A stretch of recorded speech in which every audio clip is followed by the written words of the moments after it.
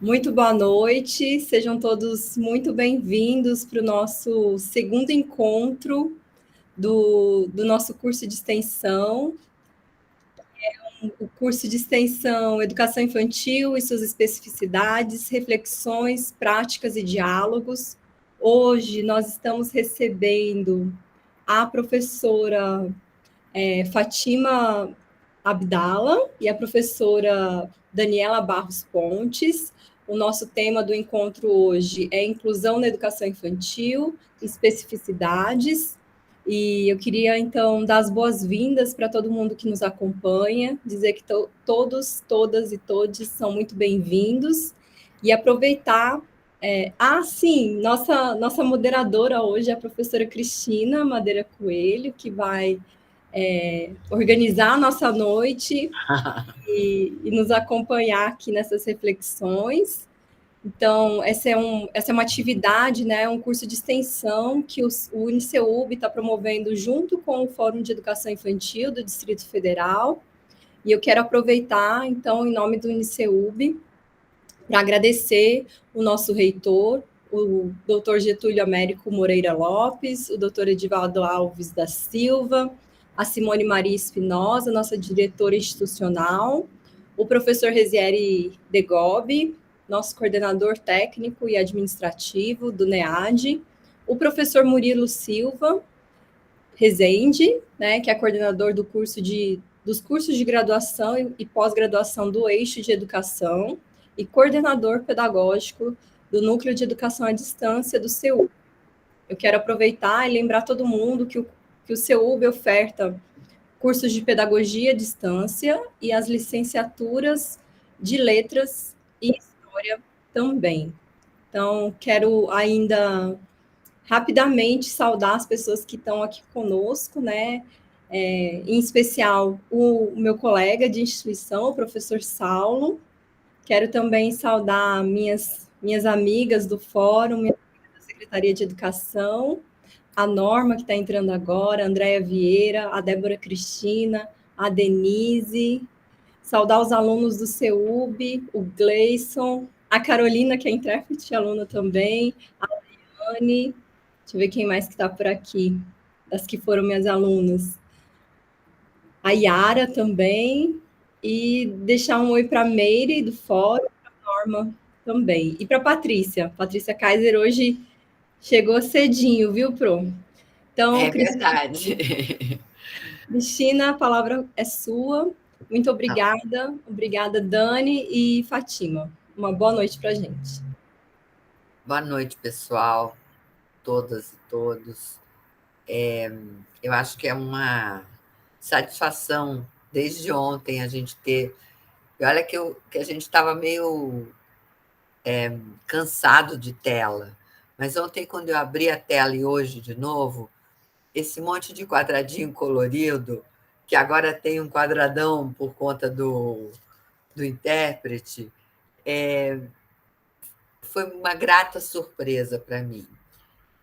Na verdade, o Fórum de Educação Infantil do DF, que faz parte da rede MIEB, Movimento Interfórum de Educação Infantil do Brasil, sempre organizou encontros que a gente chama de os encontros ampliados, e que a gente está trazendo questões, discutindo com a comunidade que conhece o fórum e quem quer conhecer, enfim, esse tipo de atividade a gente sempre costumou fazer. É claro que durante a pandemia a gente teve uma certa, suspendeu um pouco isso, e a gente, na verdade, está retomando agora a partir depois do período da pandemia. Então, por isso essa minha grata surpresa, porque a gente, na verdade, está retomando uma prática que já era uma prática do Fórum de Educação Infantil. Para retomar essa prática, antes de passar a palavra para as nossas convidadas de hoje, a gente, na verdade, quem coordenou isso, esse trabalho foi a professora Rosimeire, que eu acho que não entrou, Raíssa. A Rose Então, já está aí, sim. ela está aqui. Ela fez uma consulta em escolas 8 polos, na verdade, 7 polos das escolas públicas e ela está aí no chat, e um que a gente chamou um polo das escolas particulares, né?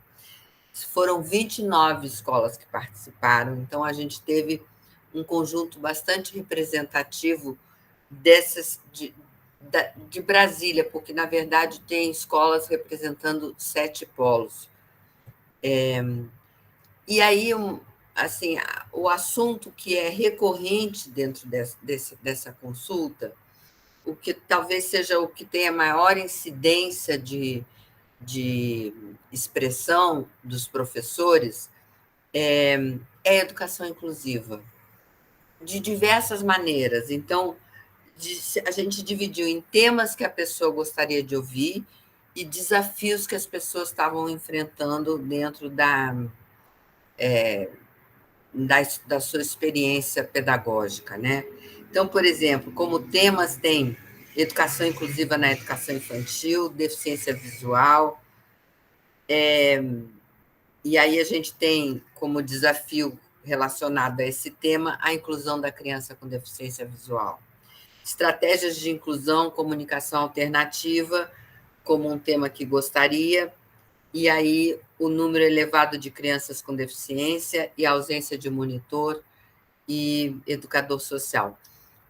Talvez o 31%, na verdade, a porcentagem de pessoas que falaram sobre a educação inclusiva e os desafios da educação inclusiva, enfim, nominando quer seja deficiência visual, quer seja pessoa com TEA, quer seja pessoa com dificuldade, com deficiência intelectual, crianças com deficiência intelectual, talvez o número mais próximo da quantidade, da porcentagem da educação inclusiva tenha sido exatamente esse problema que a gente está enfrentando aqui no DF, do número elevado de crianças com deficiência e de crianças, de modo geral, por turma, por sala de referência.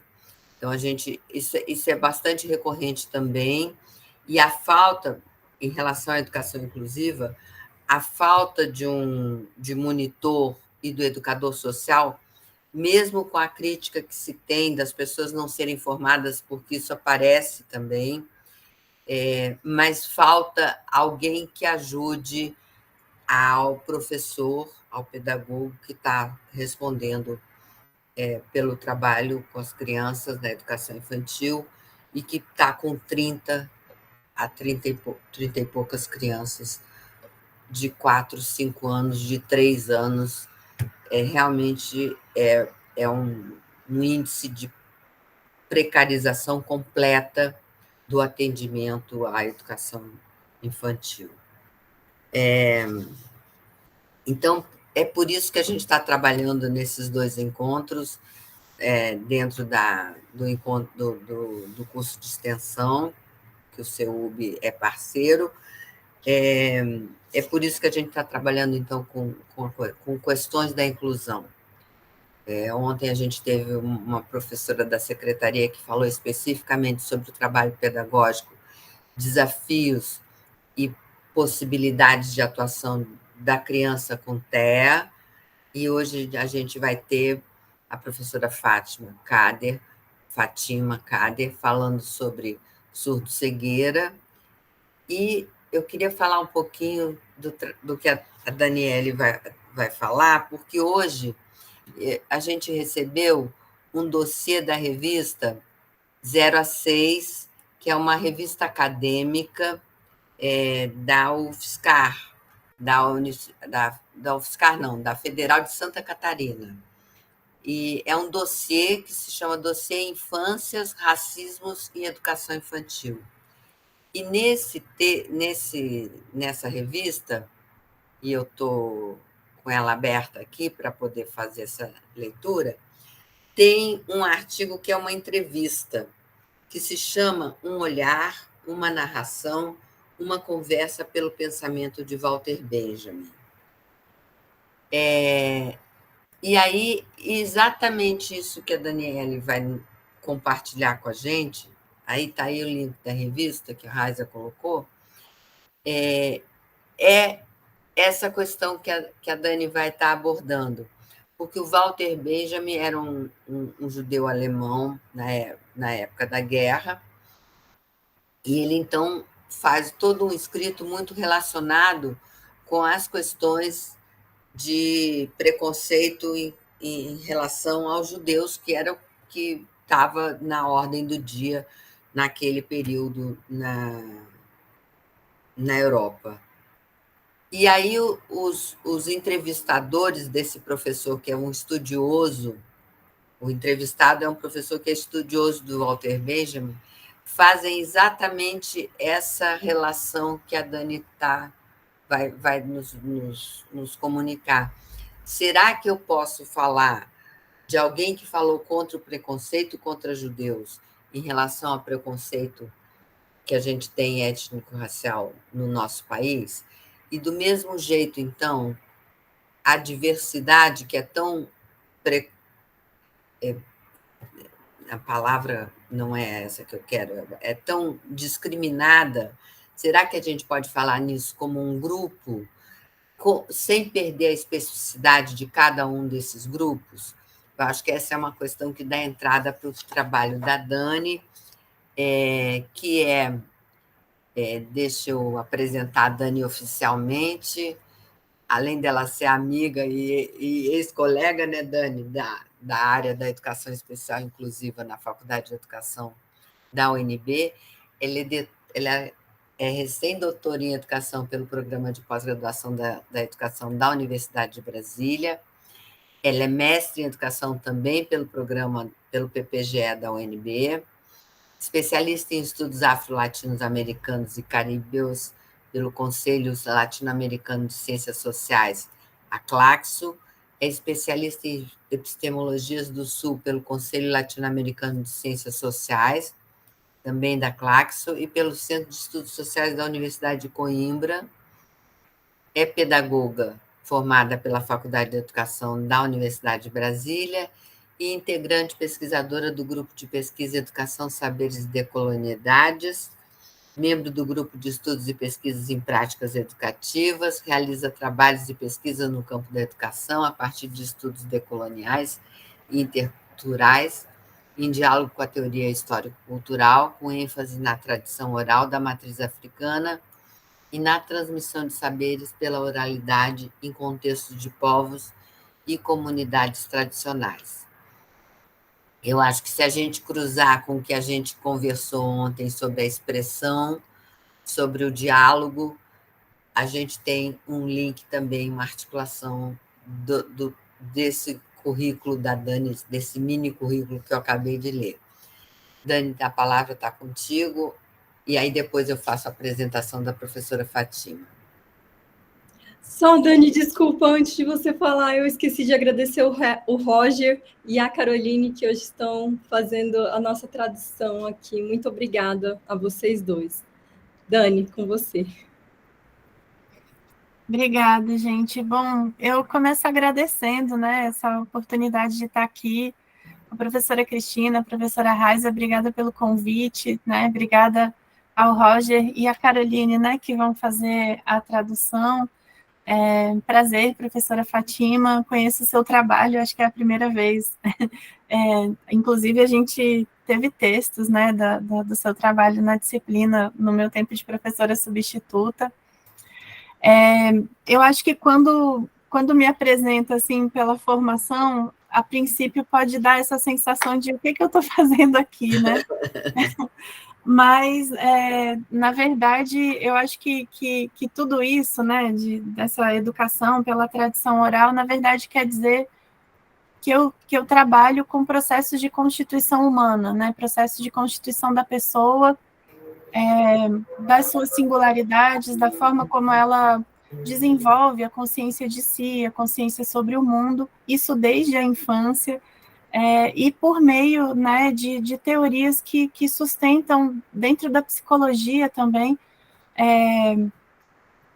essa compreensão do que é constituir-se pessoa na cultura, na sociedade, né? Então, eu tenho uma base vigotskiana muito forte, hoje em dia com diálogos em outros campos da psicologia também, mas vem daí essa compreensão, eu acho, né, de entender a importância da educação infantil, o sentido de inclusão como uma política pública, e pensar a partir disso o que nos une aqui, né? Acho que o que eu preparei hoje, na verdade, não é exatamente uma fala, sim, né, uma apresentação, acho que é mais uma partilha e algumas reflexões que vêm com questionamentos, porque eu acho que quando a gente pensa inclusão, inclusive pelo que a gente teve ontem, né, todos os questionamentos da própria experiência que a professora Joana trouxe para a gente, acho que não dá para pensar sem questionar, né, porque o que nos fez chegar no que temos hoje, no que tivemos, né, e compreender tudo isso como um processo histórico. Eu vou alinhar aqui, assim, o título, né, que organiza aquilo que eu pensei foram intersecções entre necessidades específicas de educação e racismo na infância, né? Por que falar sobre isso é importante? Eu vou pedir licença para poder ler só alguns dados para que a gente contextualize, né, de quem a gente está falando. Né? Quando a gente pensa numa criança com necessidades específicas de educação, a primeira coisa que vem na nossa cabeça são sempre crianças brancas, né, de maneira geral. Por que isso acontece? Né, e qual é a diferença da gente pensar numa criança com necessidades específicas e pensar uma criança negra, uma criança preta com necessidades específicas de educação? Né? Por que isso é importante ou necessário? Então, acho que para a gente entrar nisso, é bom a gente entender também que não vou falar em grupo, né, professora Cris, mas é uma parcela consistente da população, uma vez que a gente no Brasil, né, que o nosso censo indica que somos um país majoritariamente negro, né? Então eu trouxe aqui para a gente dados desse ano, né, do MEC, para o relatório intitulado A Citação das Pessoas Negras com Deficiências no Brasil, que foi produzido pela ONU e pelo coletivo Vidas Negras com Deficiência Importam. Né? São dados desse ano, essa publicação está disponível na internet e foi lançada esse ano. A gente tem, então, com autoidentificação racial de estudantes com deficiência, a gente tem aproximadamente 1.350.921 pessoas com deficiência matriculadas na educação de todo o Brasil. Desse percentual, 33,6% são pessoas que se auto-identificam como pessoas brancas. Para além disso, 40,33% são pessoas que se auto-identificam como pessoas pretas, mas 25,37% dessas pessoas não possuem raça declarada, ou seja, não se reconhecem em nenhuma das categorias de divisão racial que o IBGE apresenta, né? Além disso, né, nas escolas públicas, a gente tem uma maioria de pessoas negras matriculadas dentro da educação pública e uma maioria de pessoas brancas matriculadas na escola particular. O que isso indica para a gente? Isso indica para a gente fatores de concentração de renda, né, de divisão de classe e gênero também, a gente vai ver isso um pouquinho mais adiante. Então, mesmo dentre o público da educação, que está dentro da educação inclusiva, que são pessoas que estão dentro da educação com necessidades específicas, a gente tem um número grande, a gente tem essas divisões, esses marcadores sociais, né? E a gente precisa trazê-los para que a gente chegue naquilo que foi conversado ontem, que é perceber essas pessoas, né, desde a sua infância, perceber as crianças como sujeitos, né, como pessoas históricas, culturais, que têm famílias, que têm gostos, sentimentos, que têm pertencimentos religiosos, que têm classes sociais e que têm história, né? Então, acho que trazendo esses dados dá para a gente pensar assim, estamos falando com pessoas reais, né, sobre pessoas reais, e que são, de fato, o nosso público da educação, de maneira majoritária, quando a gente pensa o fator racial, né. Bom, para falar sobre isso, eu vou articular algumas categorias, né, eu vou articular a categoria do capacitismo, o próprio racismo, o epistemicídio e o binômio inclusão-exclusão, né. Eu costumo trazer dessa forma, porque partilho, né, dos estudos da professora Elizabeth Tunis, de longa data, também professora tanto do UniCeub quanto da Universidade de Brasília, e ela traz, né, num dos textos que eu gosto muito, que chama O Silêncio ou a Profanação do Outro, ela vai dizer para a gente que, na verdade, a inclusão ela é um binômio, ela é inclusão e exclusão, porque, em primeiro lugar, a inclusão ela surge, ela existe, porque anterior a ela há um processo de exclusão, e ela vai dizer mais, né? Ela vai dizer que em todo processo de inclusão há, inseparavelmente, um processo de exclusão, por inúmeras razões, por exemplo, pelo próprio limite da abrangência de uma política pública, da sua implementação, da estrutura da escola, enfim, da capacidade de muitos recursos, né? Então, a gente nunca consegue, de fato, incluir de maneira totalitária, né, todas as pessoas. E vou falar um pouquinho dessa interseccionalidade, né, como uma chave mesmo, como um instrumento de análise que vai permitir que a gente perceba, né, que quando racismo e deficiência se encontram, né, na vida de uma pessoa, na vida de uma criança, a exclusão e o racismo são processos que, quando eles se cruzam, quando eles se entrecruzam, eles não só se somam, né, como se fossem 1 mais 1 igual a 2, mas eles se potencializam na questão da violência e potencializam a reverberação dessa violência na constituição da pessoa, né, da subjetividade da pessoa, da relação que ela vai ter consigo, com o mundo e as suas possibilidades de desenvolvimento. Bom, eu começo trazendo para a gente pensar um pouquinho por que falar sobre isso, né? Para além dos números, na minha própria trajetória, eu, por trabalhar diretamente com contextos tradicionais de matriz africana, ou seja, contextos majoritariamente negros, né, e que vivem dentro da lógica da cultura africana, eu percebo que a gente tem espaços ainda, assim como para falar da educação inclusiva, a gente também tem espaços muito definidos para falar sobre questões raciais, sobre a questão do racismo, né, e que são espaços muito delimitados, por exemplo, disciplinas específicas, quando a gente tem disciplinas específicas na nossa formação, e que não nos preparam, enquanto pedagogas e pedagogos, no sentido do nosso próprio desenvolvimento humano também, como professora, para perceber as nuances dessas violências que se cruzam no corpinho de uma criança negra com necessidades específicas de educação, por exemplo, né? E isso tem consequências na vida de uma criança.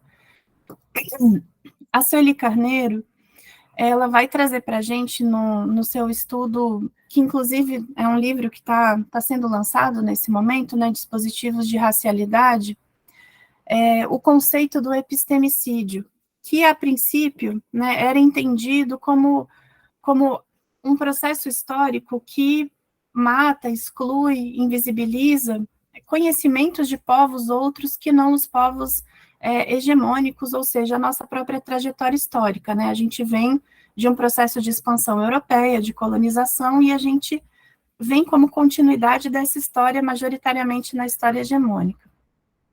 Mas a Sueli Carneiro, ela vai trazer a ideia de epistemicídio para a gente como um processo que ela chama de persistente produção de indigência cultural e persistente produção da inferiorização intelectual de pessoas pretas, né, pelo processo da educação. O que isso quer dizer? Né, isso quer dizer que o epistemicídio, né, esse dispositivo de racialidade dentro da nossa estrutura social, ele não só vai matar aquilo que é o conhecimento na produção de livros ou expressões culturais, mas ele também vai tirar da gente, enquanto sociedade, a percepção, por meio do racismo, de que pessoas pretas são pessoas de produção intelectual, são pessoas de capacidade cognitiva e de pessoas de produção de cultura. O que eu estou querendo dizer é que isso é um processo de desumanização. Né? Então, quando a gente pensa na educação inclusiva, na educação infantil, e a gente tem uma recorrência de observação crítica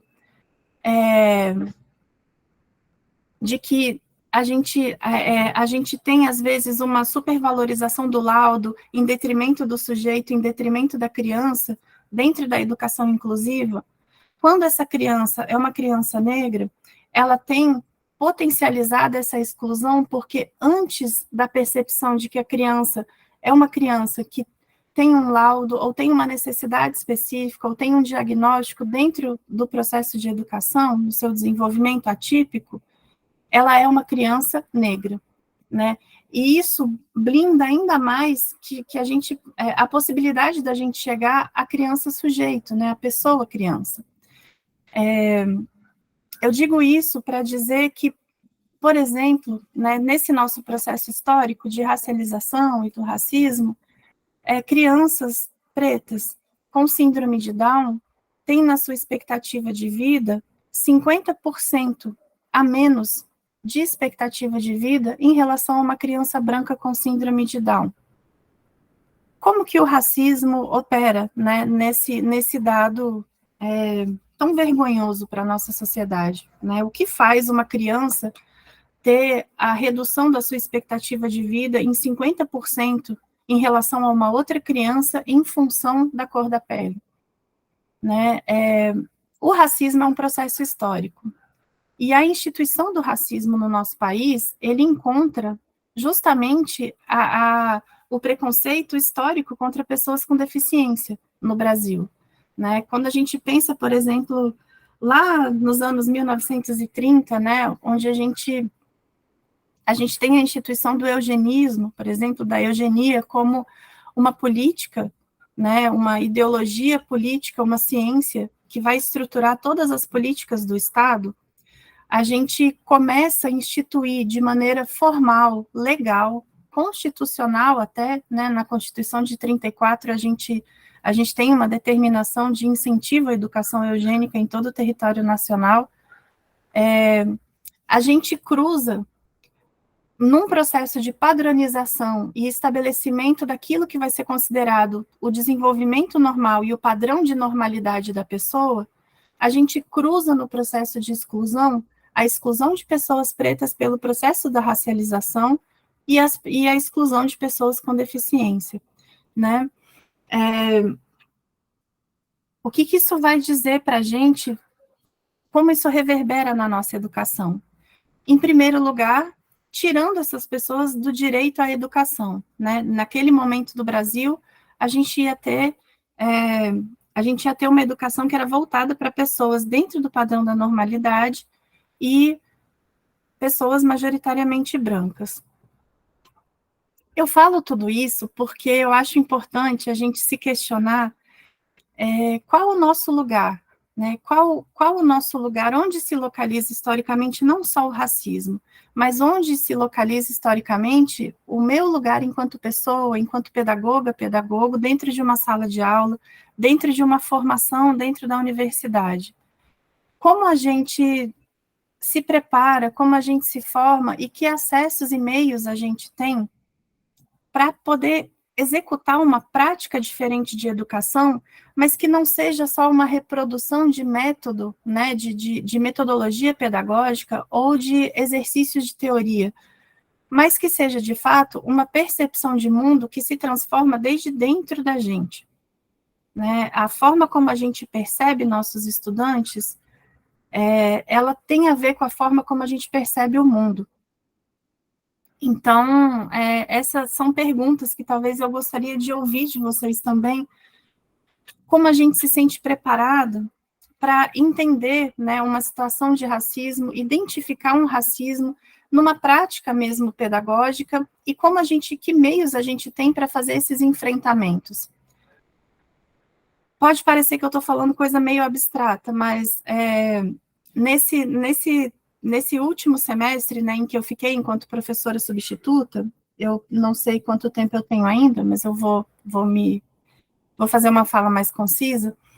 Eu tive algumas experiências, tanto no acompanhamento dos estágios, quanto em orientações de monografia, de estudantes que acompanhavam, né, por meio do acompanhamento terapêutico, que acompanhavam crianças, eram duas crianças, uma criança branca com autismo e uma criança preta com autismo. Eram duas estudantes diferentes em duas escolas de regiões administrativas diferentes do Distrito Federal, e que vinham da mesma formação, né?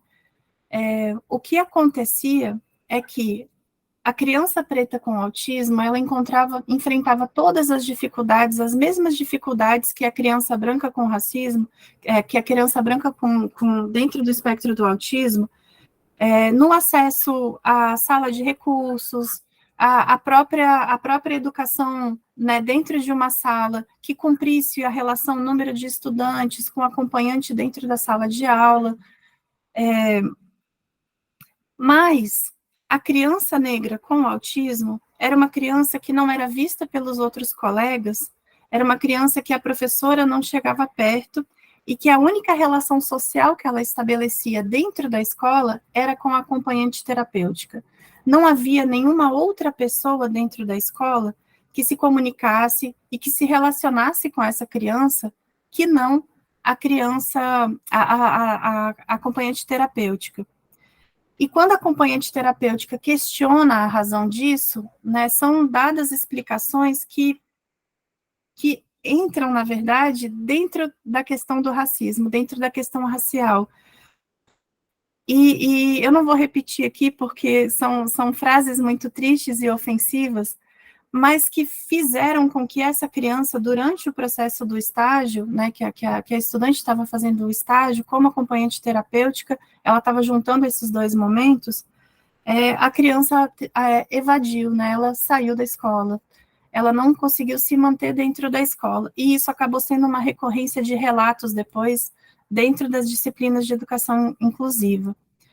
Então, eu acho que pensar sobre como que a nossa própria percepção de capacitismo, né, ela sem querer espera, e eu falo a gente porque eu acho importante a gente se implicar nesse processo, né, assim, se é possível apontar qualquer caminho que seja, pensar que a gente está implicada diretamente nesse processo enquanto professoras, enquanto pedagogas e pedagogos, mas também enquanto pessoas na sociedade, é o primeiro passo, de fato, para que a gente possa alterar uma prática pedagógica, porque a gente não consegue alterar uma realidade sem alterar nossa própria consciência sobre a nossa realidade, né? Eu acho que eu deixo assim meio aberto mesmo as minhas considerações, para que a gente possa seguir conversando, Cris.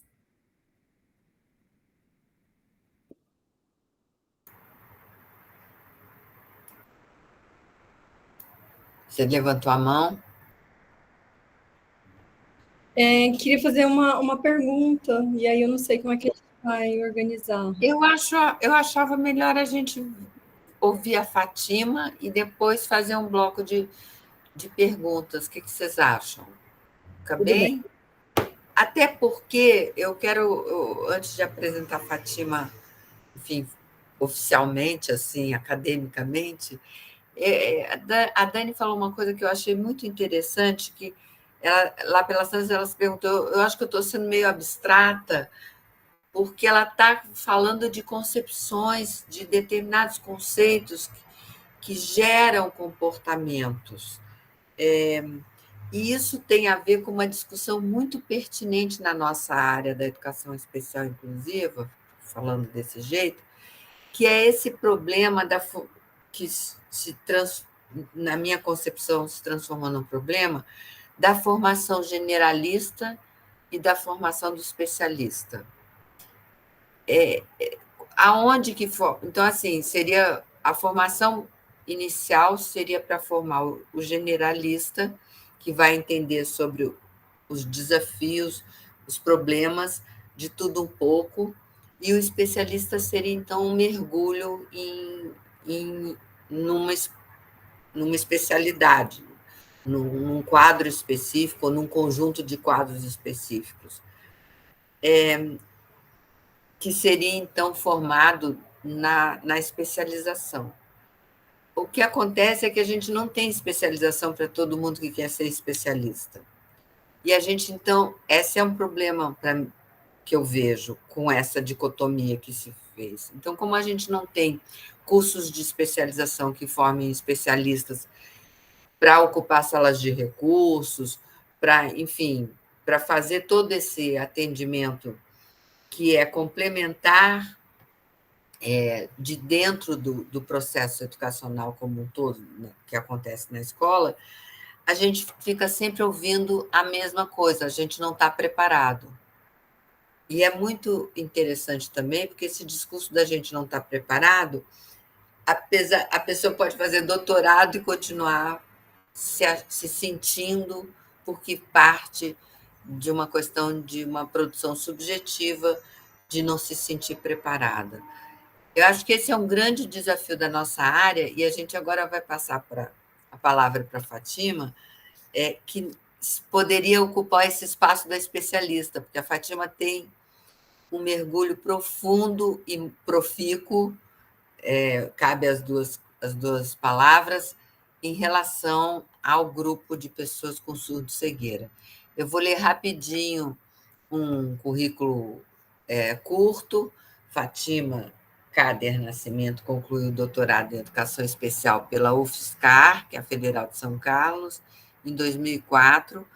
É professora atualmente da Secretaria de Estado de Educação do DF, possui publicação em periódicos especializados, trabalhos em anais de eventos, capítulos de livros e livros publicados, orientou trabalhos de conclusão de curso, iniciação científica, monografias de especialização, participou de bancas de qualificação e de defesa de mestrado e doutorado, atua na área de educação, com ênfase na educação especial, e em seu currículo Lattes, os termos mais frequentes na contextualização da produção científica são educação especial, desenvolvimento da linguagem, processo de ensino e aprendizagem, aspectos linguísticos na surdez e na surdo-cegueira, e atualmente possui projetos de pesquisa em processos de aprendizagem em condições específicas, deficiência visual, surdez, dislexia, transtorno de déficit de atenção e hiperatividade no ensino superior. Para fazer essa leitura, Fátima, eu descobri que você foi, em algum momento lá, orientanda da Tânia Rossi, que foi minha colega na Católica durante muito tempo. Gostei de saber disso, enfim. A Tânia tem uma pegada forte. Passo a palavra para você, Fátima, e depois a gente abre para a discussão. Bom, Tânia foi uma pessoa muito importante na minha vida. A gente fez uma trilha aí, ela foi me orientando da especialização em psicopedagogia. Fantástica, uma pessoa linda. E que bom lembrar dela nesse momento, né? É muito bom. Bom, inicialmente quero agradecer a oportunidade de participar desse momento com a Cristina, com a Raíssa, a Estela, conhecer aí a Dani, a fala, as pesquisas, as pontuações que você traz são extremamente relevantes. Obrigada, Cristina, por trazer um pouquinho aí da minha trajetória. E, bom, eu sou uma pessoa, eu tenho, sou branca, cabelos curtos, vou fazer só uma audiodescrição aqui, cabelos curtos, enroladinhos, uso óculos, estou usando uma roupa preta, listrada, de branco, bom, e fundo branco.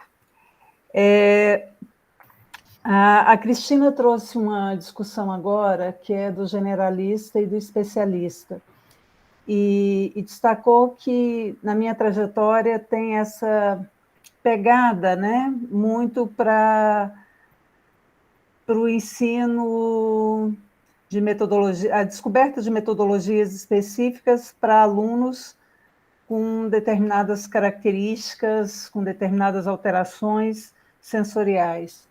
Na realidade, a minha formação, eu sou pedagoga, né, generalista, e durante o meu percurso profissional, eu fui sendo inserida no universo da surdez e no universo da surdo-cegueira em 98. Eu acho que é importante destacar aqui que quando eu entrei para trabalhar com surdos na década de 80, a escola era uma escola específica de surdos em Goiânia, oralista. Eu até então não conhecia surdos, não convivia com surdos, nunca tinha esbarrado em um surdo na minha vida, mas a escola era estrategicamente perto da minha universidade, da Federal, e eu tinha 2 colegas fazendo pedagogia que trabalhavam nessa escola. Eu acabei indo para essa escola e eu perguntava, né? Como que eu vou saber que os meus alunos estão me entendendo? Como que eu, né, vou realmente compreender a demanda deles? E isso me marcou muito, porque a minha tarefa era oralizar 3 crianças surdas com faixa etária de 3 anos, e eram crianças apenas surdas. E um belo dia, um menino, eu fiz alguma coisa, eu propus uma atividade, e ele fez o gesto do dedo maior para mim.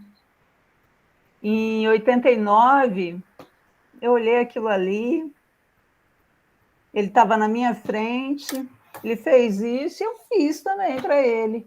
Ele... Ah, é?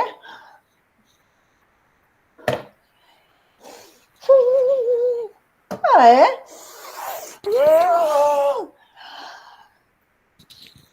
Cruzou os bracinhos, virou-se, me deu as costas e a nossa comunicação ficou ali.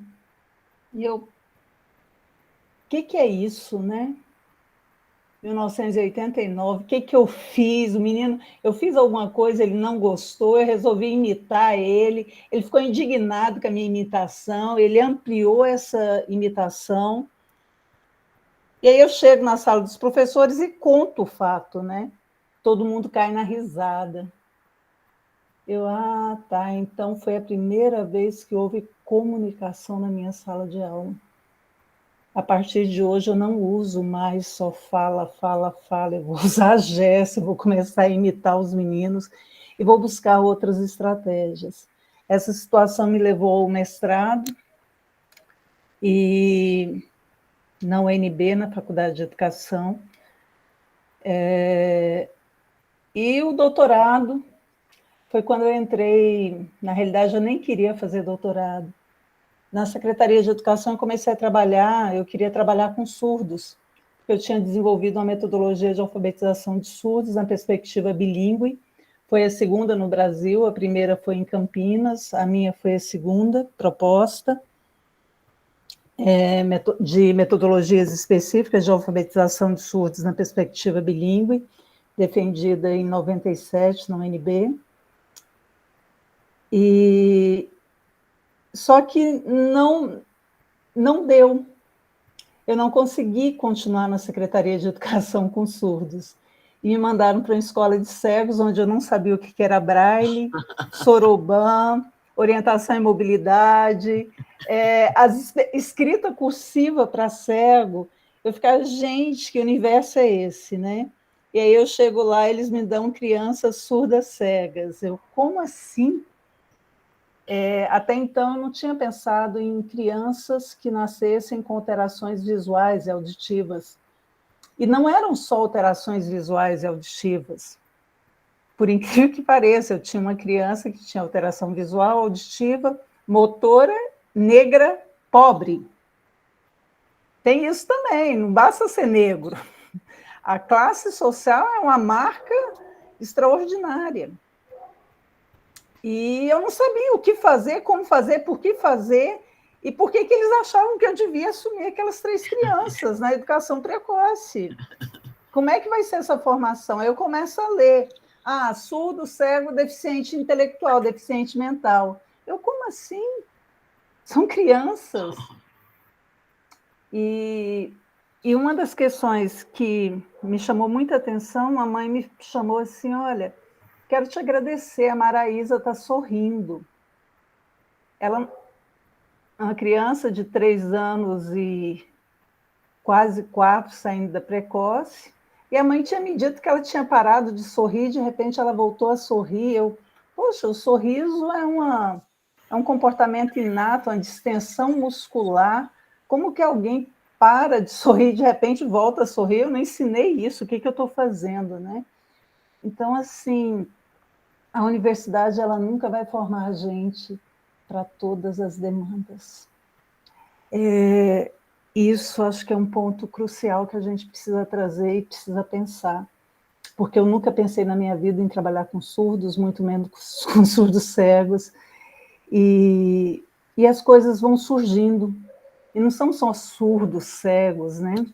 Na realidade, outras questões, e eu acho que uma das questões que mais me sustenta na educação, na defesa da educação inclusiva, na defesa da importância da teoria histórico-cultural, é porque, na minha perspectiva de mundo, de sujeito, todo sujeito, todo meu aluno, eu vejo ele como um ser ativo, um ser social, um ser que é histórico, que está situado em um tempo, em um local. Quem é esse sujeito? Quem é essa família? Qual é o seu percurso? Ele é um ser biológico? Mas ele não é só biológico. Nós somos seres que temos a filogenia e a ontogenia. O que é mais importante é a ontogenia. A nossa programação ela é aberta. Nós temos uma programação aberta de aprendizagem. E é nessa perspectiva da ontogenia que nós, educadores, vamos entrar, que nós vamos humanizar o processo do ensino. E nesse sentido, e aí trazendo um pouco, né, da surdo-cegueira, eu confesso que fui para o doutorado porque eu comecei a duvidar do que chegava nas minhas mãos para ler na década de 90. Eu não acreditava que nenhuma das minhas crianças tinha deficiência intelectual, naquela época era deficiência mental, né? Os textos traziam essa terminologia. E que o grande problema era que eles eram sujeitos separados por uma barreira linguística, ausência, né, de processo de percepção auditiva e visual, levando ao estabelecimento de vínculos, a alteração desses vínculos, uma vez que as pessoas passam a se relacionar com a surdez e com a surdo-cegueira, com a deficiência e não com a pessoa, né? Eu acho que isso é um divisor de águas que a gente precisa estar muito atento. Com quem é que eu estou mantendo uma relação? É com aquele ser que está ali na minha frente? Ou é que é com a deficiência, é com o biológico, é com essa alteração que ele está me trazendo? Esse era um fator que me impedia de ler, inclusive, os laudos. Eu nunca me interagia com a criança, primeiro com os laudos, com os papéis. A minha interação era com a criança, com a mãe. E quando eu fui para o universo da surdo-cegueira, eu tenho uma coisa muito de toque. Eu aprendi uma coisa que o corpo é uma casa sagrada. Na surdo-cegueira, isso é muito mais presente. E às vezes, esse lance do toque, né, de pegar na mão, eu peguei na mão de uma criança e ela puxou imediatamente, né? E aí eu aprendi, né, ali com ela está me ensinando, pô, eu não conheço a textura da sua pele, eu não conheço o calor da sua mão, você nunca me tocou, como é que você já chega assim e toca a minha mão, sem ao menos eu ser apresentado para você, né? E aí, nesse dia, o pai que estava com a criança no colo, eu peguei na mão do pai, né? Cumprimentei, pedi desculpa. E o pai levou a minha mão até a mão da criança. A criança primeiro tocou na mão do pai e depois encontrou com a minha mão. E aí foi uma relação triádica, né? Então, na surdo-cegueira, às vezes a gente aprende, às vezes não, a gente está sempre aprendendo, né? Porque... E é muito interessante destacar que até 2016, 2014, eu sempre tive alunos que tinham algum resíduo, percepção de luz, alguma percepção auditiva. E isso configurou no meu primeiro livro, né? Mas em 2014 eu peguei uma criança que nasceu sem percepção de luz e sem percepção de som. Essa criança estava matriculada na educação precoce do Gama, e um colega que me conhecia me chamou lá, e eu cheguei lá na precoce, e estava todo mundo sem saber o que fazer, inclusive eu. Eu acho que isso também é importante destacar por uma doutora diante de um ser, né? E eu assim, né? Mas vem cá, né? Vamos lá, tamborzinho, nada, né? Nenhuma reação, lanterninha, nada. Eu ia agora, né? Que história é essa do movimento coativo, da ressonância, do uso de objetos? O que eu vou, como é que vai ser a porta de entrada no universo desse ser de 1 ano e 2 meses? Isso mexeu muito comigo, muito, muito mesmo. E eu comecei a observar o comportamento da criança com a mãe. A criança mexia a boca, fazia um som, a mãe tirava o peito e colocava aquele peito na boca da criança. A criança fazia um movimento, a mãe vinha com o peito, né? Ela chorava, dava o peito, um movimento, um som, tudo era o peito. A vida não se restringe ao peito, ao preenchimento, né, desse... Ela está buscando algo e está recebendo algo em volta, né, de volta. O peito, né, que é algo bom, né, que tem leite, que tem calor humano, que tem proximidade com aquela mãe, né? Mas será que ela realmente queria o peito naquele dado momento? Por um movimento que ela fez, por um som que ela soltou? Eu comecei a observar aquilo e isso se dá com outras mães, com outras crianças que não são surdas e cegas. Comecei a ir no posto de saúde para observar mães com crianças videntes e ouvintes. Comecei a ver a relação de mães videntes e ouvintes. Isso não se dá nesse universo. Por que tem que se dar na surdo-cegueira? Porque não enxerga, não escuta, e eu preciso literalmente acessar essa criança por uma via? Então, a gente cortou essa questão e passamos a observar mais esse ser, né? E introduzimos uma brincadeira elementar. Não sei se alguém conhece. Serra, serra, serrador, né? Que é uma brincadeira de qualquer bebê de 1 ano que você faz com esse bebê. E essa criança me aceitou, né, o contato, e eu trazia ela para cá. E aí eu esperava ela movimentar a cabecinha para trás para a gente recomeçar. E quando eu deitava ela deitava a cabecinha todinha e caía na gargalhada. Ela ria. Eu, mãe, vamos brincar com essa criança.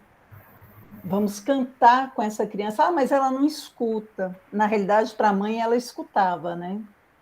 Mas eu sabia que ela não escutava. Então, assim, estou trazendo essas experiências porque na abordagem de Van Dijk, o holandês.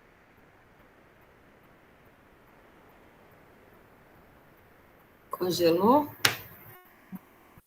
Voltou. Fátima deu uma congelada, a gente não te ouviu. Já se congelou de novo. Sério?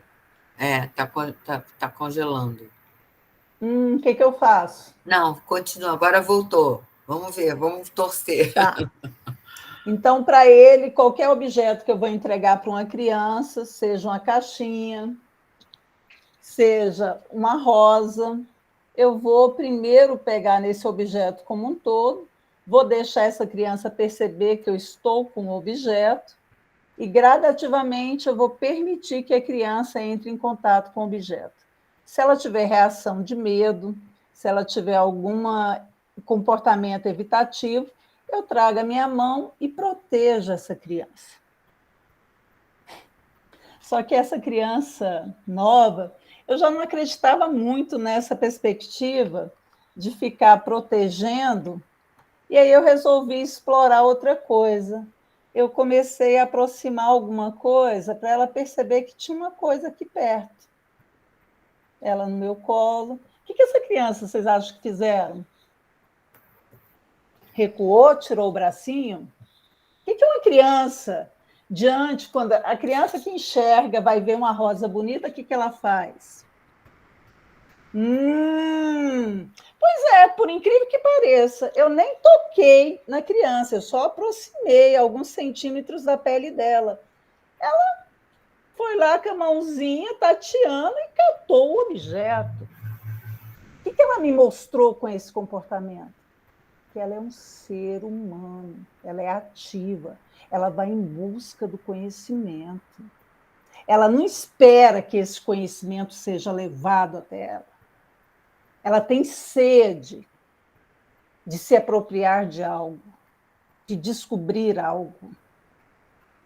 Isso é uma característica humana que a gente não pode esquecer. A gente não pode deixar de lado. A menina não andava. É difícil você se deparar com uma criança. Congelou de novo. 6 meses, 8 meses. E tem um laudo de tetraplegia. Mas tem alguma coisa que justifica biologicamente esse laudo, esse palavrão aqui? Não tinha. Está congelando. Tinha lesão nos membros, ela era subnutrida, que a gente. E aí você precisa construir redes, né, na surdo-cegueira. Essa criança, a gente começou, depois desse. A gente acreditava que ela podia andar. E ela andou. Tanto é que no retorno ao mesmo médico, mas essa é a criança que está descrita aqui, porque essa criança ela está segurando na mesa e está fazendo rastreamento de mesa. O que é isso? Isso nos diz o quê? Que toda criança, independente da condição sensorial que ela vem ao mundo, ela nasce com funções mentais elementares. Pressão palmar, pezinho, movimento de garra, olhar de sortilégio. Uma criança cega, ela vai te olhar, por incrível que pareça. São raros as crianças, mesmo cegas, a deterioração está ali na retina, na parte interna, depois que o olhinho vai murchando, porque não tem função. né? Os neurônios vão migrando para outras áreas, porque você não tem alimentação ali na área da coroide com a retina. E aí ela murcha. Mas a criança, ela direciona o olhar para contato visual, por incrível que pareça. Pelo menos as 2 crianças surdas cegas que nasceram sem percepção de luz e audição, que eu tive contato, eu pude perceber isso. E isso nos mostra que a gente precisa partir do conhecimento consolidado das funções mentais elementares e que só uma abertura, um vínculo, né, com essa criança, uma relação de afeto que afeta ela, é que pode trazer, mobilizar estados de consciência e promover novas adaptações internas. Sem o outro, é impossível uma criança surda cega ou qualquer outra criança tornar-se humanos. Nós não nascemos humanos, nós nos tornamos humanos. Bom, gente, eu acho que é muito importante que a surdo-cegueira ela marca uma alteração da conexão entre corpo, cérebro e ambiente. E o Bertazzo vai trazer muito isso para a gente, né? E o que vai viabilizar essa conexão são as relações com o outro e de estímulos provenientes das interações com o ambiente físico e humano. Mais do que objetos, essa criança precisa desse ser. E a gente precisa achar um campo para iniciar os nossos processos de intervenção. E isso começa pela observação e pela parceria com a mãe. Ser surdo-cego, descendente de índio, pobre, mãe solo e ainda mãe adolescente, são situações extremamente complexas e que a educação, por mais que a gente ache que, na minha época de Secretaria de Educação, eu sou aposentada, aposentei em 2018, atualmente estou concluindo o curso de Psicologia, a gente não tinha monitor para surdo-cegueira, porque a gente lutou muito para a figura do guia intérprete na educação infantil, a gente lutou muito, uma coisa que eu defendia é que atendimentos de 45 minutos era inviável para uma criança surda cega, era no mínimo 1h30. Eu não conseguia ficar com a criança só 40 minutos. Eu acho que é importante a questão da qualidade do tempo, mas o tempo também é importante, porque o processamento de uma criança sem percepção de luz, sem percepção de som, ele parece que ele é diferente. Então, se uma criança está vendo ou está sentindo, por exemplo, calma em Libras, né? Calma. Você faz isso aqui, calma. Para a criança surda cega, para ela poder se reorganizar, era necessário uma pressão profunda e o movimento sendo repetido 3 vezes. Não me pergunte por quê. Não sei. Eu sei que quando a gente fazia uma vez o sinal de algum sinal e introduzia um sinal, a criança ela só conseguia conectar-se naquele universo na 3ª vez. Lógico que isso mudou com o tempo, né? Quando a criança completou 6 anos, eu consegui fazer a oração do Pai Nosso com ela. Ela permaneceu com as mãozinhas em cima da minha durante todo o processo. E aí a professora, nossa, como é que você conseguiu manter as mãos dela em cima das suas?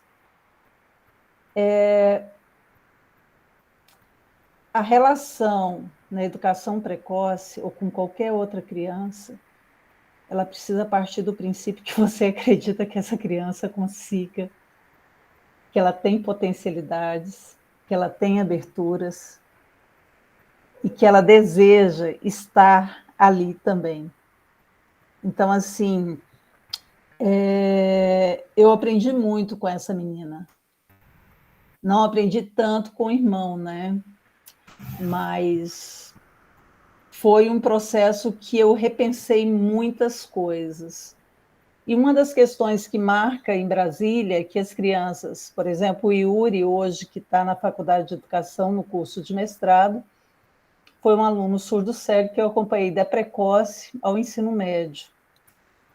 E a gente sempre trabalhou a apropriação da língua escrita, do braille, da língua de sinais, da fala, de sistemas alternativos de comunicação, sempre investindo no potencial. Por isso que a minha dissertação de mestrado foi na área de alfabetização de 2 crianças surdas cegas, uma com braille e libras tátil e a outra com escrita ampliada, no doutorado, né? Uma que era braille e libras tátil concluiu o ensino médio e a outra ainda está em vias de conclusão, hoje surda cega total. Bom, eu não sei, eu andei escrevendo aqui um monte de coisa, mas acho que fica aí para o bate-papo, né? A fala da Cristina, a fala da Dani me trouxe questões, me despertou outras, e o que a Dani coloca, a forma como nós percebemos o nosso estudante e a forma como nós percebemos o mundo é um divisor de águas. Então, assim, por incrível que pareça, tem um tempo, acho que tem 2 anos, que eu estou me envolvendo aí com crianças que sofrem violência sexual, física, negligência, e não é muito diferente de uma criança surda cega, não. As demandas são muito próximas. Bom, é isso. Obrigada pela oportunidade. Estamos aí abertos a trocar mais algumas experiências. Fátima, eu te agradeço imensamente essa troca.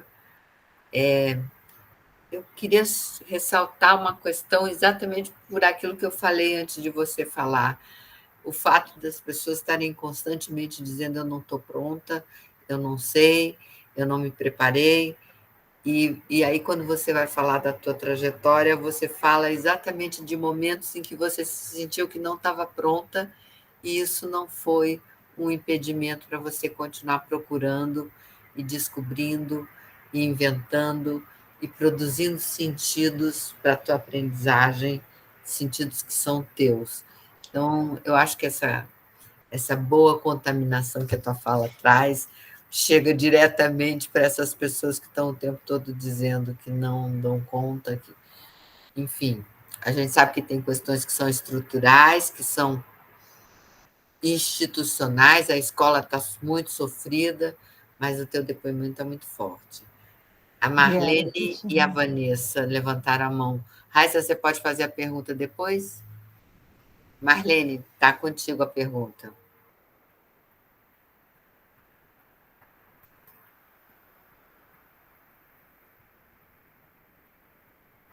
Marlene?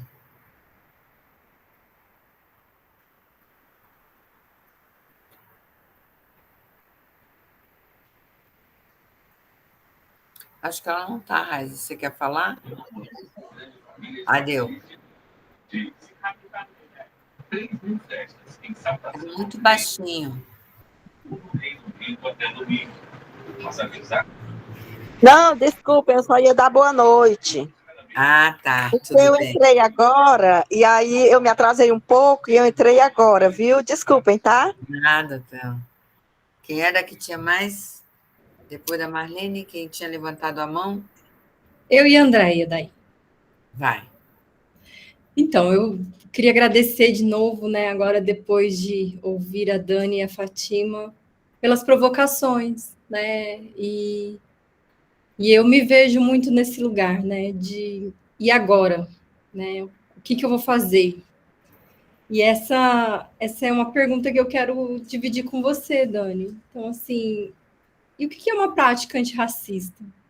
Como que a gente faz para provocar essa transformação de dentro para fora? né?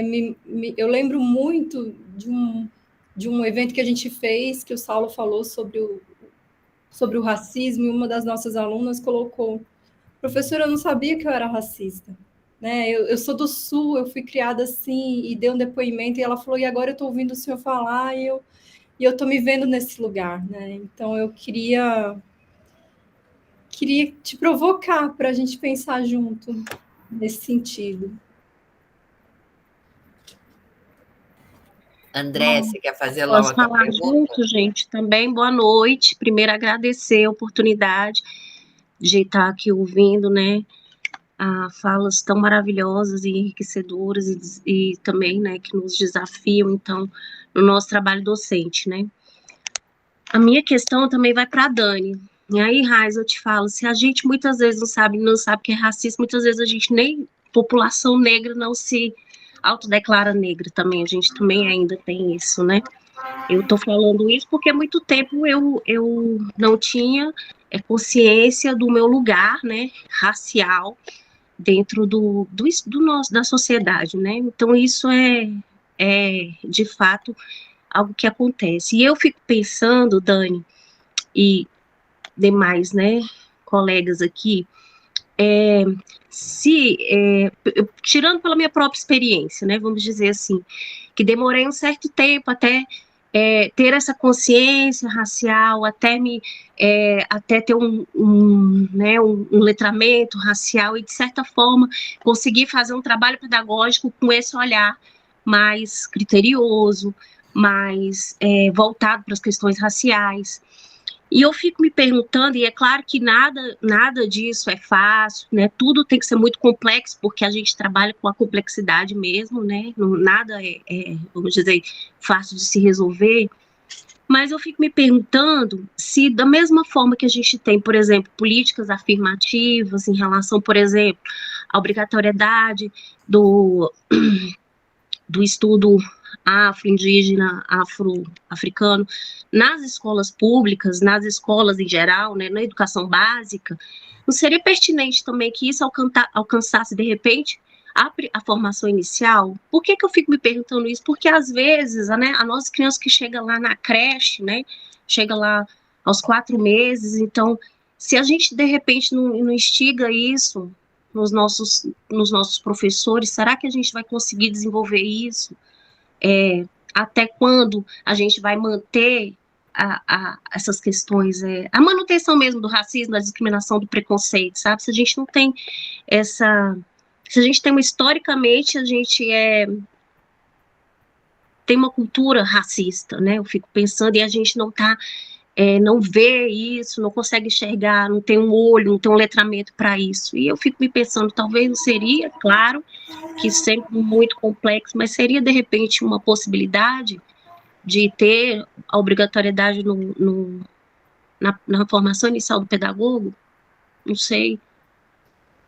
E é claro que isso não daria conta, né, como a gente sabe que muitas das ações afirmativas trazem outras questões, mas não seria, de repente, uma alternativa? Uma possibilidade?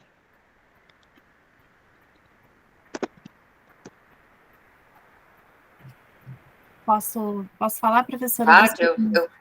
Você não me ouviu, falei, está contigo. Bom, obrigado, Andréia, obrigado, Raiza, pelos questionamentos, assim, eu vou pedir desculpa, aproveitando que a gente está colocando aqui em xeque a nossa formação, né, e agora o que eu faço? Eu estava exatamente nesse lugar de e agora o que eu faço até a hora que a minha fala acabou, assim, porque, de fato, acho que isso acompanha a gente, porque a escolha pela educação é uma escolha por um engajamento, né? Não é simplesmente uma profissão. A gente lidar com a educação lidar com todo esse não estar pronto para o que o mundo traz para a gente o tempo todo, né?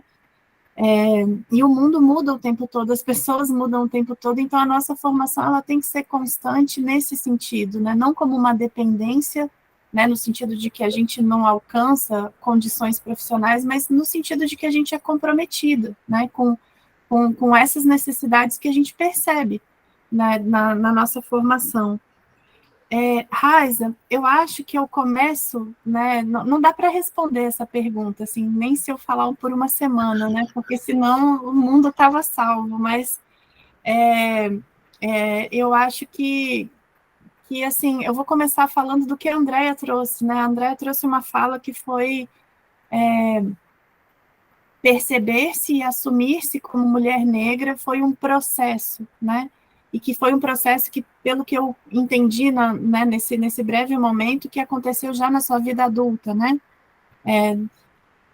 E aí, quando a gente pensa nessa recorrência, inclusive, né, naqueles dados que eu trouxe na primeira vez, existem 25% das pessoas com deficiência, com necessidades específicas de educação na escola e que não se autorreferenciam racialmente.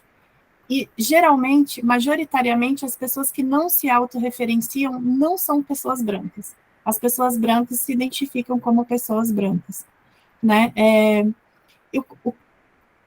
Eu acho que isso tem a ver com todo o percurso escolar, que é onde a gente passa a maior parte do tempo na nossa vida, e pensar que tipo de educação, né, escolar, institucional, né, a Andrea teve ao longo da sua vida, e estou colocando você, Andrea, para falar de todas as nossas meninas e meninos negros na escola, né, que não a permitiu perceber e desenvolver a sua própria negritude, né, enquanto identidade, enquanto subjetividade, enquanto exercício de si, como um ser histórico, cultural, né, tem um psicólogo norte-americano que é um psicólogo dentro de uma vertente da psicologia que chama psicologia preta, né, em inglês é Black Psychology, chamado Amos Wilson, e ele falou uma frase que foi como a professora Fátima falou, essas chaves que viram a cabeça da gente, assim, e ele falou o seguinte, ele falou, uma criança preta não é uma criança branca pintada de preto.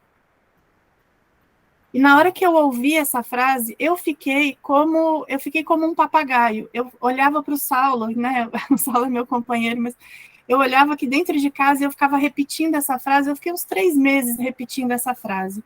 Porque o que isso quer dizer de verdade, né? E eu vou trazer isso para dentro da educação inclusiva, para aquilo que eu acho que eu acabei não falando, né? Assim, quando a gente não percebe, no sentido não só de perceber, todo o impacto histórico que o racismo causa na trajetória familiar de uma criança, né, como a professora Fátima trouxe, né, uma criança negra e uma criança que era uma criança pobre, né, e esse marcador de classe, ele é uma consequência do processo de racialização e que informa consequências históricas. A constituição histórica daquela criança, ainda que hoje, por exemplo, ela viva uma vida com melhores condições sociais, porque a gente também tem todas as políticas, né, que vem permitindo que a gente avance bastante nesse sentido, no combate às desigualdades causadas pelo racismo estrutural, ainda assim, a vida, o histórico familiar, a história daquela pessoa, ela é toda atravessada pelas consequências do racismo.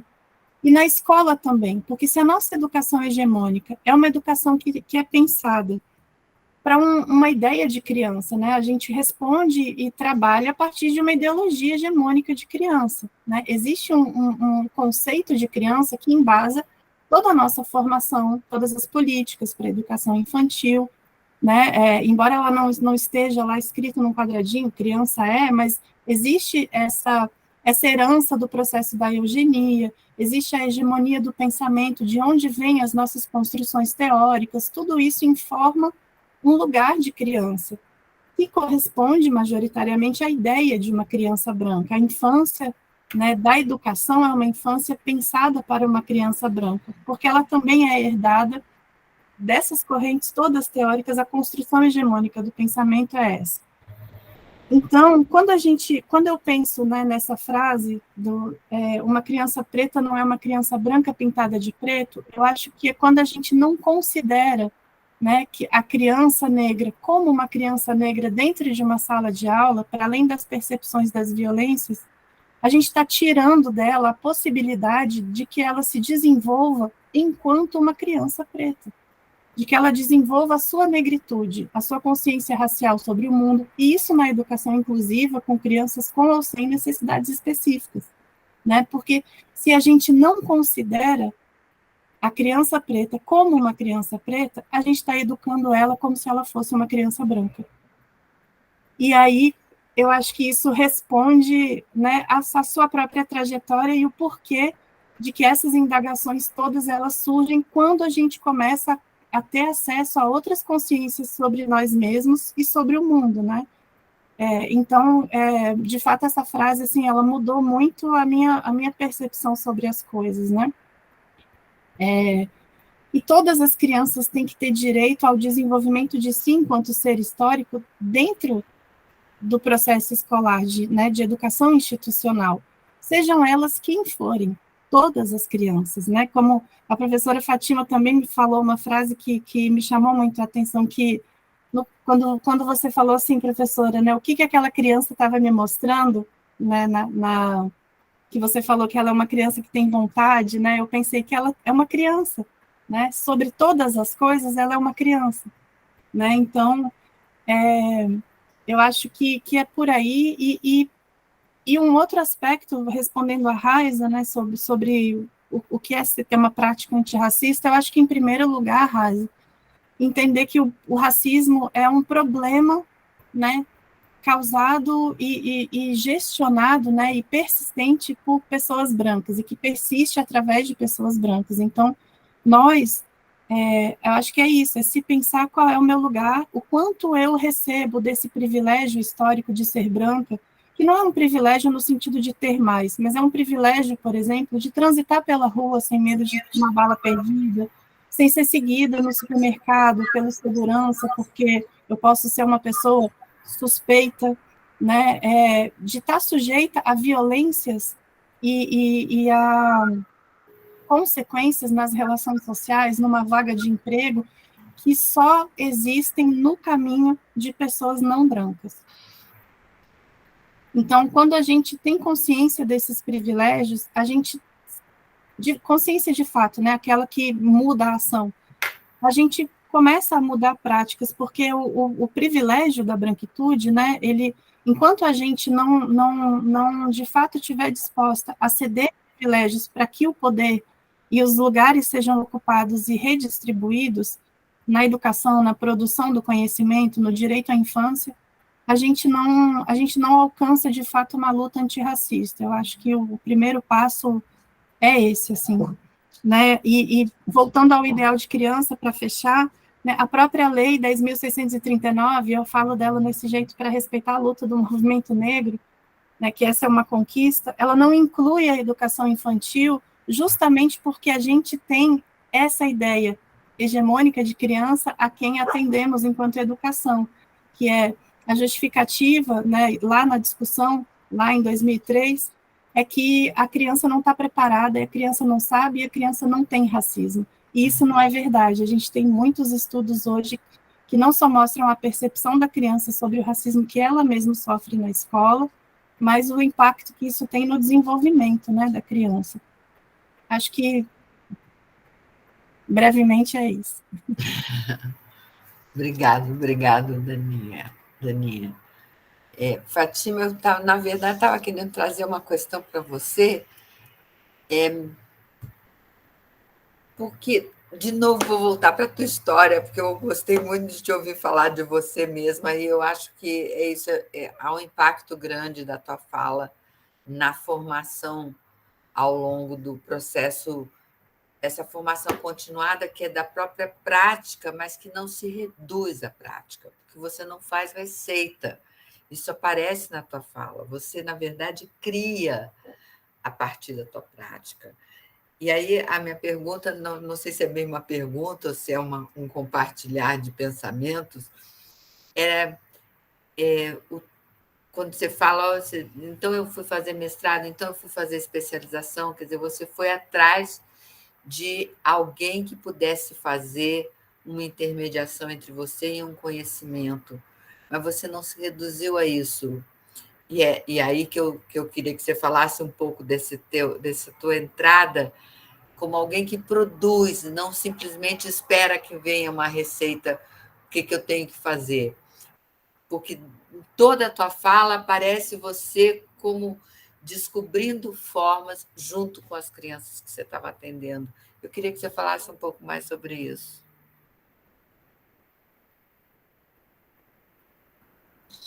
Então,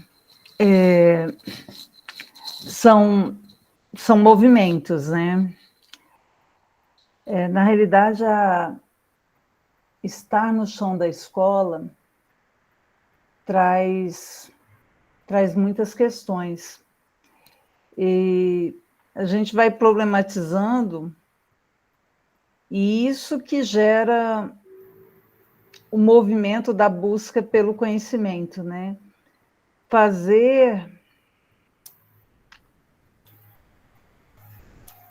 Como é que eu vou te...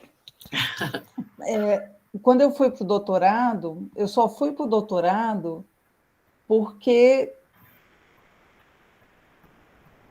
eu ficava imaginando, poxa, ninguém nasceu sabendo ler e escrever. A gente tem braille, a gente tem sistemas de comunicação. Por que essas crianças vão ficar restritas a um centro de ensino especial e não vão para uma escola regular? Dentro da escola regular, uma criança com língua, mesmo sendo surda cega total, ela mobilizou aquela escola. Ela chegou para mim e perguntou por que eu tenho que estudar nessa salinha aqui pequena e é só eu e a Sueli? Por que eu não posso estudar junto com as outras crianças que são surdas e que enxergam? E essa criança que viabilizou a inclusão dos surdos cegos é a figura do guia-intérprete que nasce em Brasília, dentro da Secretaria de Educação. Então, quando ela coloca isso para a gente, ela não está errada. Ela está reivindicando que ela percebeu que tem salas maiores, que tem muita gente na escola e que ela fica restrita a um canto. E isso não está certo. E aí você vai explicar, olha, mas como é que você vai explicar isso para uma criança? Se você reconhece que ela está correta. E aí é um movimento que gira dentro da escola e que você precisa fazer a mediação e a abertura. E quando ela entra no terceiro ano do ensino, hoje seria terceiro ano do ensino básico, né? Anos iniciais. A gente tem na sala o intérprete, o guia-intérprete, surdos, ouvintes e ela surda cega total. E, por incrível que pareça, as crianças videntes, elas começaram a aprender o braille com ela e começaram a escrever cartas em braille usando a reglete. E isso não foi a gente ensinando, né? Quando eles começaram a chegar no ensino, anos fundamentais do ensino fundamental, a questão, e a gente se deparou no sexto ano,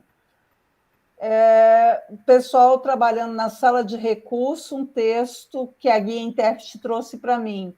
Olha, eles estão trabalhando o elefantinho tomando banho na banheira. Aí, eu não dá para a gente ir nessa linha. Tudo bem, pode até trabalhar isso no universo da sala de recursos, como português como segunda língua. São surdos. O nosso é surdo cego. Vamos ver um outro, tá? É na linha da literatura infantil, mas vamos ver, por exemplo, Cabelinhos em Lugares Engraçados? Vamos tentar traduzir esse livro e trabalhar esse livro com os nossos alunos surdos cegos? porque a gente via mais sentido em cabelinhos em lugares engraçados do que o elefantinho tomando banho em banheira. E mesmo com doutorado, isso me levou à especialização em português como segunda língua. Uhum. E o pessoal, como assim uma doutora voltando para a especialização? Eu falei, não, eu preciso entender de linguística, eu preciso entender do português um pouco mais, né? O que esse pessoal está produzindo e ensinando que a gente pode aprimorar para os surdos cegos. E o nosso surdos cegos do ensino fundamental, eles passaram a frequentar e a escolher os livros na biblioteca. E, por incrível que pareça, uma das coisas que as guias faziam, se era baixa visão, elas digitavam todo o texto e colocavam ali na página o texto ampliado, se a gente não tinha a lupa para poder atingir o tamanho. E passávamos em braille também, mas eles escolhiam o livro que eles queriam ler. E eles ganharam um prêmio na escola por serem os estudantes que mais frequentavam a biblioteca. Então, assim, quando a gente fala de inclusão, essa turma do terceiro ano, que aconteceu a primeira vez a inclusão, né, da surdo-cega, que reivindicou, eu quero um outro espaço. Os meninos que eram ouvintes e videntes, eles colocavam para mim, professora, por que a gente não pode aprender Libras com os nossos colegas surdos? Por que olha, aluno, eles são muito espertos. Eu me lembro assim que eles colocavam, olha, a gente tem uns 20 minutos no final da aula que a gente não vê nada. Por que os meninos não podem aproveitar esses 20 minutos, ensinar para a gente, conversar com a gente, fazer grupinhos com a gente para poder aprender língua de sinais? Olha as crianças com, sei lá, quantos anos que eles tinham, 8, 9, lógico que a surda cega, nessa época, havia uma diferença de idade de 3 anos. Então, assim, isso você não vai aprender, não tem como um curso te dar todos esses elementos. Claro. Não tem. Né? Hoje eu vejo, até... Eu estou numa escola no Riacho Fundo fazendo um trabalho de desenvolvimento socioemocional, porque é o 10º semestre de psicologia, mas eu estou numa escola que os meninos estão no 5º ano e eles não sabiam, muitos, em geral, os com mais dificuldades eram negros, meninas e meninos negros. Não sabiam escrever o nome e nem reconhecer o nome dos colegas.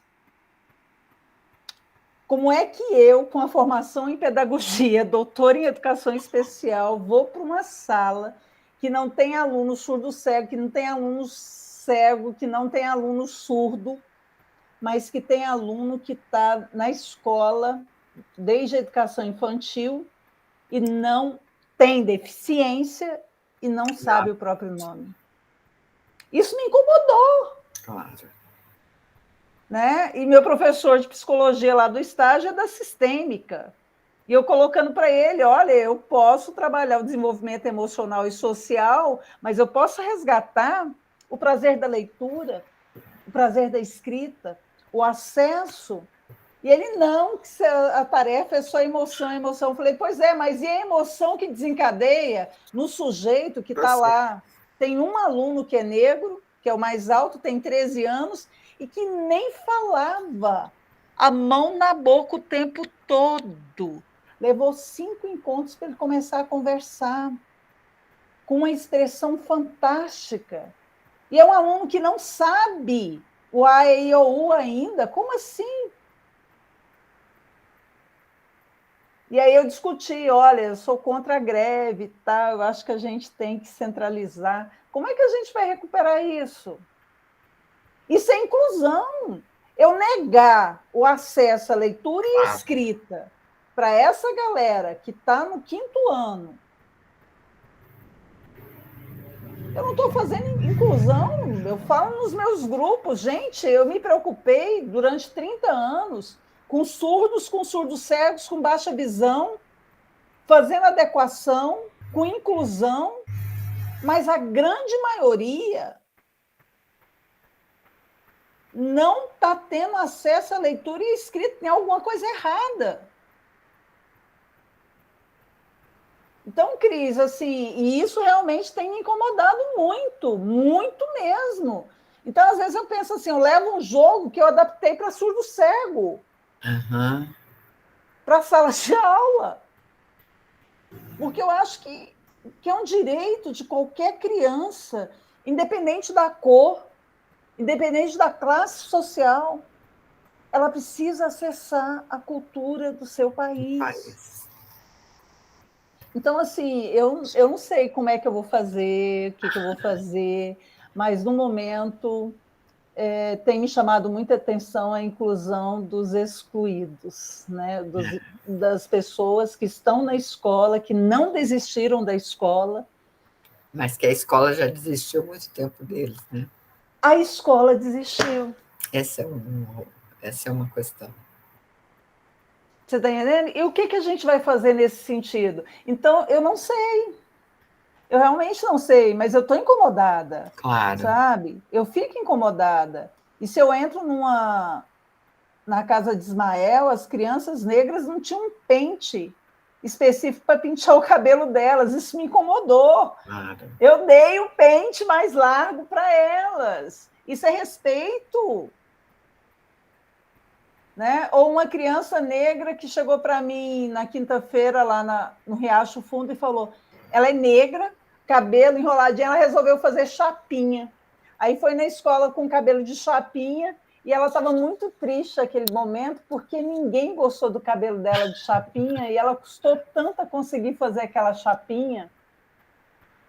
Então, assim, por que ela precisou tanto fazer essa chapinha? As colegas não acharam que ela tinha ficado horrorosa, feia, não sei o quê, que ela queria se parecer com ela. E aí a gente precisou fazer uma rodinha de conversa sobre qual a possibilidade. Você tem um cabelo liso, mas você pode querer cachear ele, você pode colocar, fazer sei lá o quê no salão. E o negro também pode esticar, e qual é o problema? Você pode viver experiências diferentes. Então, assim, nesse processo de formação, eu sei que nada sei, sou incompleta. Vygotsky me ajuda muito. A mesma potencialidade que você reconhece com as pessoas com quem você trabalha, você carrega essa potencialidade, essa propensão para aprendizagem, essa gana de entender o mundo, né? Eu leio muito isso. É muito complexo, Cris. A Elisângela está com a mão levantada esse tempo todo, deixa ela falar aí. Mas obrigada aí pela oportunidade. Não sei nem se houve uma troca, mas é isso que tem. Elisângela, sua vez.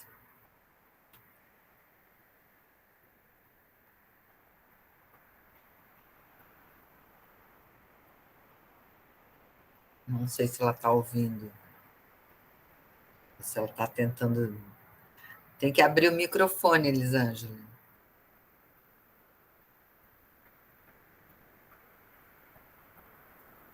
Não, acho que ela caiu.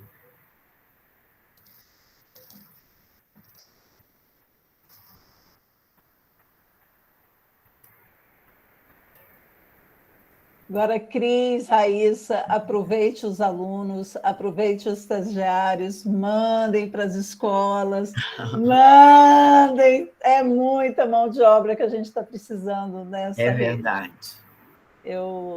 O fluxo da vida vai nos levando, né? Mas é importante acreditar no potencial humano.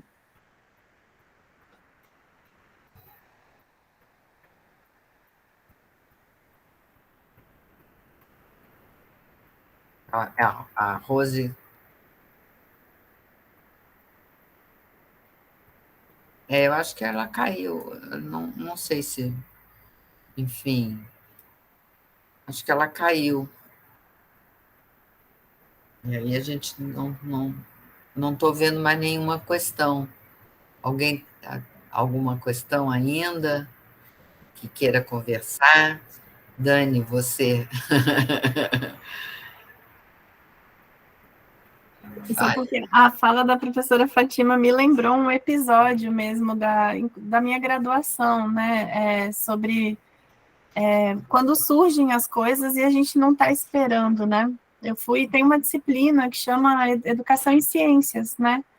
E aí a ideia era, a questão era sustentabilidade, coleta seletiva de lixo, enfim, e o trabalho que eu tinha que fazer enquanto graduanda de pedagogia era fazer um trabalho com crianças em sala de aula. A gente estava unindo uma ação de extensão com a disciplina, né? E fazer um livrinho didático. E aí a gente pensa coisas lindas, né? A gente vai fazer, vamos pensar isso. Era eu e uma colega, e a gente foi para a sala de aula. Ela estava numa escola particular, eu estava numa escola pública. A gente foi primeiro na escola particular, enquanto ela estava dando aula, a gente pediu, né, crianças, vamos desenhar. Eram crianças de 6 anos, vamos desenhar. O que vocês entendem por coleta seletiva de lixo? O assunto era esse, e a gente não deu informação prévia, porque a gente queria saber o que as crianças estavam pensando. E, de repente, vem um desenho, era uma sequência, acho que de 4 ou 5 desenhos de mulheres com cabelo pintadinho de amarelo, né, mulheres brancas, com um batom, cílios compridos, assim, a bochechinha rosa, com roupa de ginástica e salto alto, jogando comida no lixo. E teve uma criança que fez uma sequência, né? Essa mãe, né? Todas as mães eram a mesma mãe, eram todas mulheres altas, magras, com roupa de ginástica, sapato de salto. E aí tinha essa sequência que veio da mesma criança. Tinha um balãozinho, né? E ela falou assim: tia, eu quero falar, porque ela não escreveu no balão, né? Mas ela falou assim: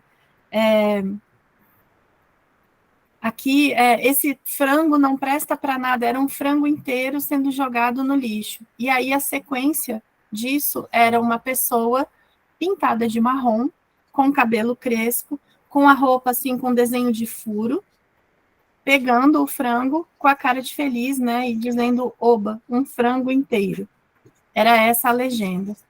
E o assunto não era questões raciais, né? E aí eu falei, e agora? A gente entrou em pânico, e eu falei, não é possível, isso são crianças de 6 anos, né? E aí a gente foi começar a olhar os desenhos, a gente ficou uma semana analisando os desenhos, e aí a gente entendeu que, na verdade, precisava fazer o letramento racial. Alguém falou isso mais cedo, mas era um letramento a partir do assunto que a gente tinha proposto. Então, o que acontece com o lixo, né? Por que essa ideia, por que essa perspectiva de mundo está sendo colocada dessa forma já em crianças de 6 anos de idade? Que vida elas têm?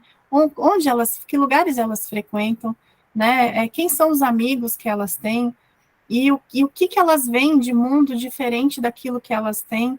Então, a gente foi, assim, fazer todo o percurso, e a gente entendeu a história do Brasil, a gente estendeu a extensão, isso virou um artigo lá para a revista Consenso depois, mas justamente porque não era só entender o que estava acontecendo ali, mas explicar o porquê que a realidade que ela estava percebendo do mundo era daquela forma, e onde que ela estava naquele lugar.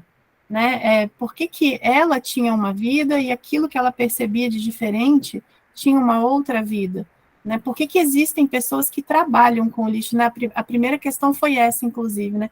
Existem pessoas que trabalham, são profissionais que trabalham com a questão do lixo. E aí incluir nesse sentido, porque eu acho que virou, né, esse assunto mais alargado também da inclusão, né? Pensar em inclusão no sentido que a professora Fátima estava trazendo mesmo, né, das pessoas que já estão na escola, mas não estão incluídas, né, não estão inclusas por diversos motivos, inclusive os das necessidades específicas.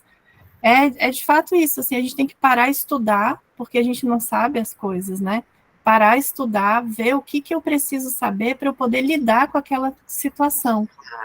E não negligenciar ou silenciar aquela situação, passar como se isso não tivesse acontecido, que é um dos maiores problemas no caso do racismo, né? É não assumir que há situações e que o racismo é uma realidade dentro do nosso cotidiano.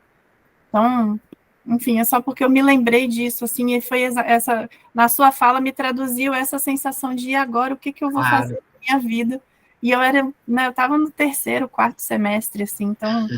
Nossa, amei, Dani. A gente tem que estudar, né? É isso. Tem que ir atrás, né? Não tem jeito mesmo. Falando disso, a gente está chegando ao final. Eu queria agradecer mais uma vez, Dani, Fátima. Com certeza a gente vai continuar essa conversa em outros momentos, com outras especificidades, porque a gente podia ficar conversando até mais tarde. Queria dizer que a gente vai ter novos encontros desses ampliados do fórum, mas principalmente eu queria marcar que a gente esse ano vai ter um encontro nacional do MIEB aqui em Brasília, no 2º semestre. A gente ainda não sabe a data direito, mas vai ter um encontro nacional. E para ter um encontro nacional do Movimento Interfóruns de Educação Infantil no Brasil, a gente precisa fazer encontros regionais preparatórios. Eles seguem a lógica da CONAI. Então, a gente faz encontros preparatórios para depois fazer o nacional. E a gente está querendo... até agora, na nossa conversa, ele vai ser presencial de novo, que faz muita falta da gente ver a gente do MIEB, que a gente, enfim, acompanha, conversa, mas é uma rede muito impressionante. Eu sempre fico muito impressionada. Eu tenho um WhatsApp do MIEB, e é uma rede nacional em todos os municípios, praticamente, do Brasil, porque a educação infantil é municipal. Então, é uma força muito grande. Talvez as pessoas não tenham a consciência da força maior que elas têm, no sentido dessa amplitude de pessoas trabalhando com a infância no nosso país. E a gente ainda, em todos esses desafios, quer dizer, precisamos trabalhar e estudar muito, né, gente? Isso aparece na fala de vocês. Obrigada imensamente, Rai. Passo a palavra para você.